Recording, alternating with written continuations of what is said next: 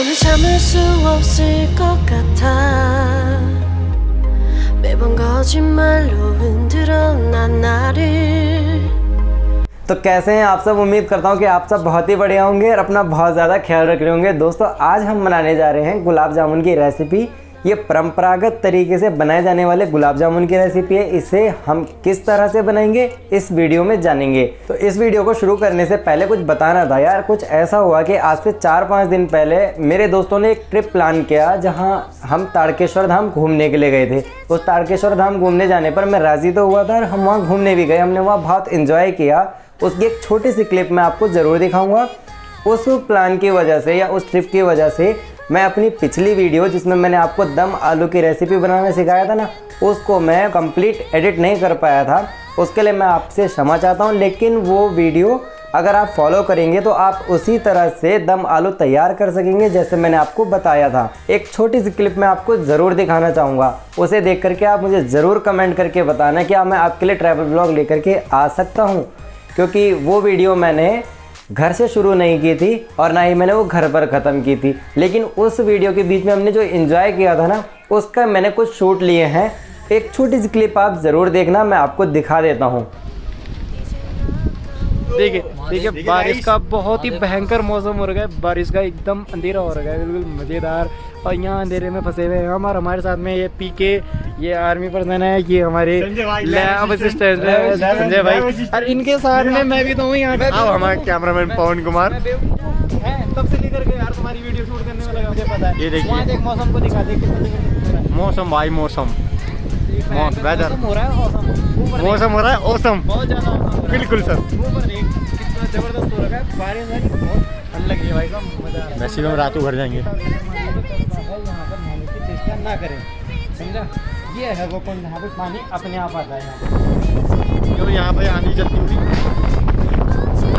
देखिए बर्तन है यहाँ पे रखे हुए, यहाँ से ले जाने हैं। देखिए भंडारा खाना है, भंडारा खा करके धो करके यहीं पे रखने हैं।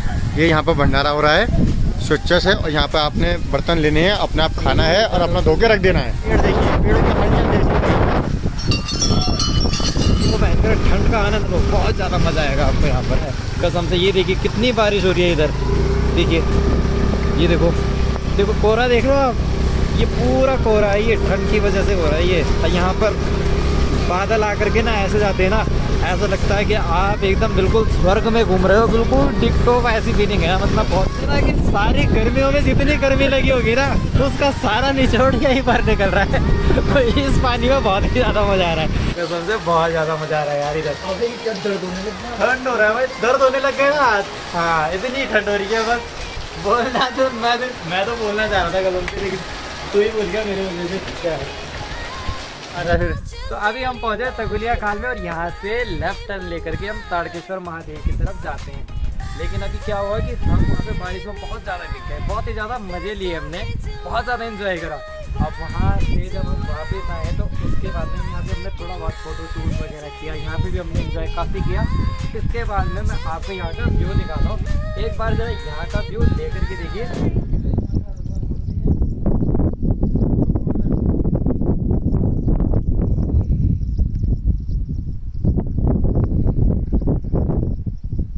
एक बार आप चकुलिया खाल में थोड़ा सा स्टे करके इस लुक को ज़रूर देखना, बहुत ही ज़्यादा मज़ा आएगा आपको तारकेश्वर धाम घूमने में।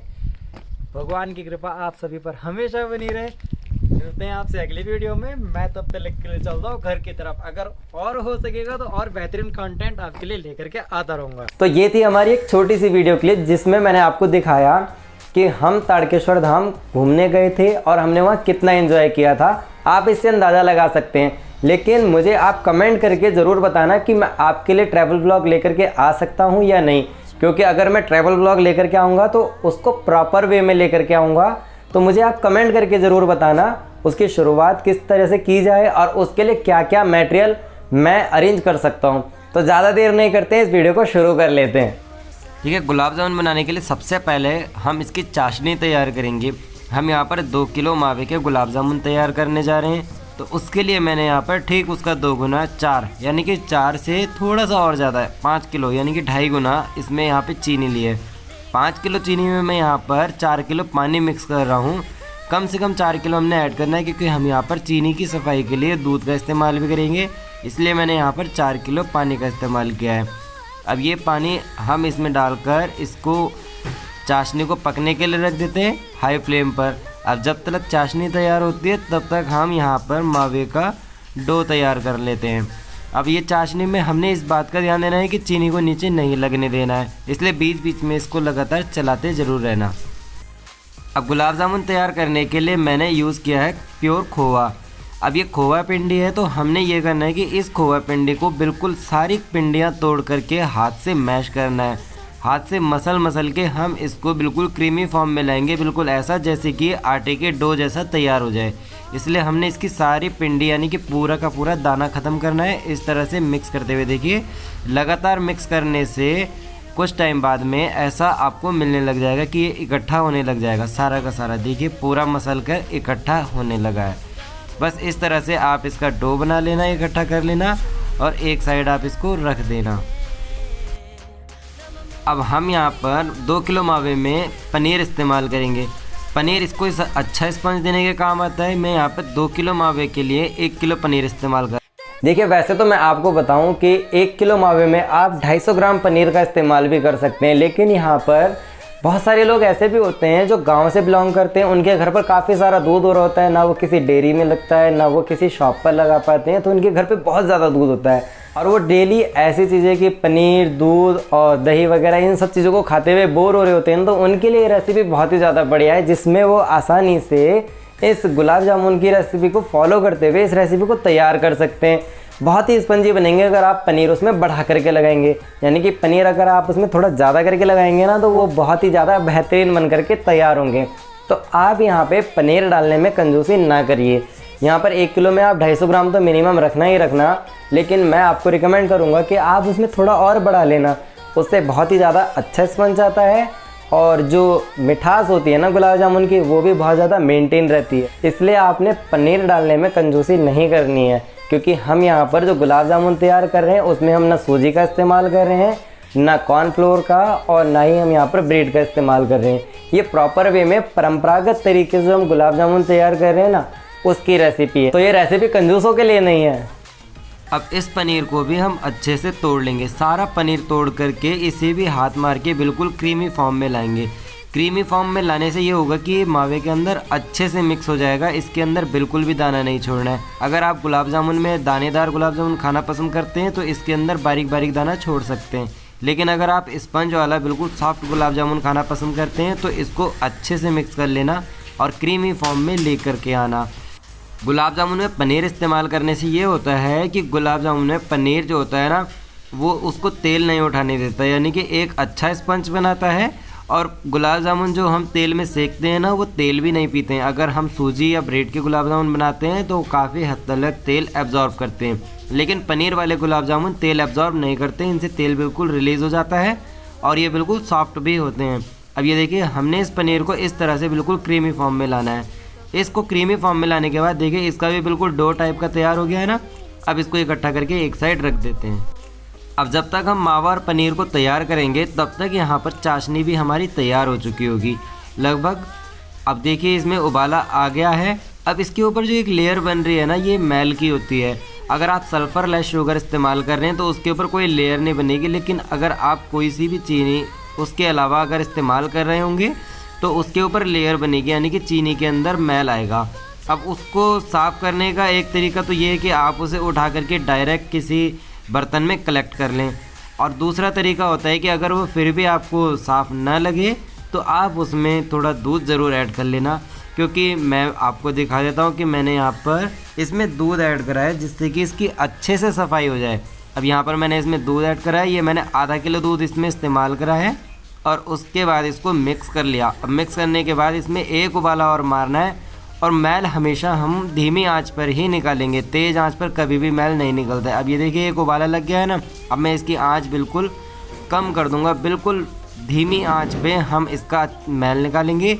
अब मैल निकालने में ये होता है कि हम बाद में ना मैल जब मैल ठंडा हो जाए तब हम उस मैल से चाशनी को निकाल सकते हैं, यानी कि मैल जब ठंडा हो जाता है ना तो वो सूख जाता है। उसके नीचे फिर चाशनी ही बचती है और वो बिल्कुल प्योर चाशनी निकल करके आती है। उसे बिल्कुल भी छेड़ने की ज़रूरत नहीं होती है, वो बस हाथ से आप मैल को रोकेंगे तो चाशनी साफ़ सुथरी निकल करके आ जाएगी। अब चाशनी तो हमारी बन करके तैयार है, हम इसका पूरा मैल निकाल लेंगे। चाशनी हमारी बन करके तैयार है। अब देख लेते हैं कि हमने डो को किस तरह से तैयार करना है। देखिए हमने यहाँ पे गुलाब जामुन के लिए 1 या 2 तार की चाशनी बिल्कुल नहीं रखनी है। यहाँ पर हमने चाशनी पतली ही रखनी है जो हल्की चिपचिपी हो। उससे ये होगा कि गुलाब जामुन जब हम उसमें डालेंगे ना चाशनी में, तो वो जल्दी से रस को एब्जॉर्ब करेगा, यानी कि जल्दी से चाशनी को एब्जॉर्ब करेंगे और रसगुल्ले प्रॉपर वे में मीठे भी होंगे और सॉफ्ट होंगे। एक बार आपको चाशनी दिखा देता हूँ कि हमारी चाशनी किस तरह की होनी चाहिए। चाशनी हमारी बिल्कुल इस तरह से चिपचिपी होनी चाहिए जैसा मैंने अभी आपको दिखाया। अब ये जो डो है, इसको डो को तैयार करने के लिए मैं यहाँ पर इसकी फिलिंग के लिए चिरौंजी इस्तेमाल कर रहा हूँ और साथ में है ये इलायची के बीज। हरी इलायची के बीज हैं, ये बड़ी इलायची के बीज नहीं हैं। आप इन्हें कूट करके भी इस्तेमाल कर सकते हैं और डायरेक्ट भी डाल सकते हैं। मैंने यहाँ पर इन्हें डायरेक्ट ही डाला है। उससे ये होगा कि गुलाब जामुन खाते समय जब बीच में ये दांतों के बीच आता है ना खाने में, तो बहुत ही अच्छा फ्लेवर देता है, मुंह में बिल्कुल खुशबू डाल देता है। अब मैंने यहाँ पर 2 किलो मावे में आधा किलो मैदा इस्तेमाल की है, यानी कि आप 1 किलो मावे में 250 ग्राम मैदा का इस्तेमाल कर सकते हैं। आप उसमें 200 ग्राम का भी इस्तेमाल कर सकते हैं। गुलाब जामुन और भी ज़्यादा बहुत ही बढ़िया बनते हैं।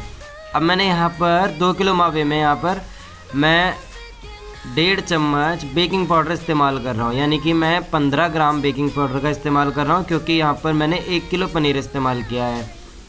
अब इन सब चीज़ों को हम अच्छे से मिक्स कर लेंगे। यहाँ पर बिल्कुल भी पानी ऐड नहीं करना है, क्योंकि जो पनीर है हमारा उसमें भी हल्का पानी है ना, उसमें अच्छी लचक है। तो इन सबको अच्छे से मिक्स करके हम इसका लचकदार डो तैयार करेंगे। डो अगर आपका टाइट तैयार हो रहा है तो उसे टाइट ना रहने दें, उसमें तब थोड़ा सा दूध ज़रूर लगा लेना। उससे डो बिल्कुल लचकदार होना चाहिए, जैसा आपको दिखाई दे रहा है ना वीडियो में। बस इसी टाइप का डो आपका होना चाहिए, एकदम लचकदार और सॉफ्ट होना चाहिए। उससे ये होगा कि गोलाई बनाने में भी आसानी होती है और इस डो से जो लोई तैयार करते हैं ना हम, वो लोई काटने में भी आसानी होती है। इस तरह से हम सारी लोई काट लेंगे। पहले ही हमने सारी लोई इसलिए काट ली है कि बाद में हमें असहूलियत ना हो, क्योंकि हम गुलाब जामुन अच्छी क्वांटिटी में बनाने जा रहे हैं, इसलिए मैंने ऐसा किया है। अब गुलाब जामुन में सबसे मेन रोल होता है उसकी गोलाई का। हमें उसकी गोलाई किस तरह से बनानी है, उसकी गोलाई बनाने में उसके कोई भी किनारे नहीं फटने चाहिए। दूसरी सावधानी हमें ये रखनी होती है कि गुलाब जामुन को हमें ज़्यादा गोल नहीं करना चाहिए, यानी कि जब हम उसे ज़्यादा देर तक हाथों में गोल करेंगे ना, तो उसका फैट रिलीज़ हो जाता है। इसलिए हमने ऐसा भी नहीं करना है, गुलाब जामुन को फटाफट से ही गोल करना है। अब ये देखिए, मैंने आपको स्लो मोशन में करके दिखाया है कि धीरे धीरे मैं यहाँ पर गुलाब जामुन को किस तरह से गोल कर रहा हूँ। सबसे पहले तो मैं इसको एक टिक्की के टाइप में शेप दे रहा हूँ, उसके बाद इसको राउंड घुमाते घुमाते इसको हाथों को थोड़ा गैप बढ़ाते हुए बिल्कुल गोल शेप दे रहा हूँ। उससे ये होगा कि इसके किनारे नहीं बनेंगे और ड्राई फ्रूट्स की फिलिंग बीच में आ जाए। देखिए, गुलाब जामुन तैयार करने में सबसे मेन स्टेप होता है कि हम उसकी सिकाई किस तरह से करते हैं। सबसे ज़्यादा मेन स्टेप उसकी सिकाई करना ही है, यानी कि अगर हम उसको धीमी आंच में सेकेंगे तो हमारे गुलाब जामुन बिल्कुल परफेक्ट बनेंगे और बिल्कुल चमकदार भी होंगे और स्पंज भी बहुत अच्छा आएगा। लेकिन अगर हम उन्हें तेज़ आंच में छोड़ेंगे तो गुलाब जामुनों का जो ऊपर का कवर होता है ना, वो बहुत जल्दी सिक जाएगा और बहुत जल्दी सिक तो जाएगा, लेकिन उसके अंदर गांठ बनने का खतरा रहेगा या फिर उसके अंदर वो बेहतरीन वाला स्पंज नहीं बन पाएगा। देखिए, गुलाब जामुन को तेल में छोड़ते समय हमें आँच को बिल्कुल धीमा रखना है, यानी कि हमें भट्टी को ऑफ़ करना है या फिर जो भी हम गैस स्टोव इस्तेमाल कर रहे हैं ना, उसे हमें बंद रखना है, हमें उसको चालू नहीं करना है। यहाँ पर फ्लेम ऑफ करके ही हम गुलाब जामुन को तेल में छोड़ेंगे। अब देखिए, इतनी लाइट होनी चाहिए ये फ्लेम कि बहुत बारीक बारीक से बबल्स ऐसे गुलाब जामुन में से निकल के आ रहे हैं। इस तरह से बिल्कुल सारे गुलाब जामुन आपके परफेक्ट ही निकल के आएंगे।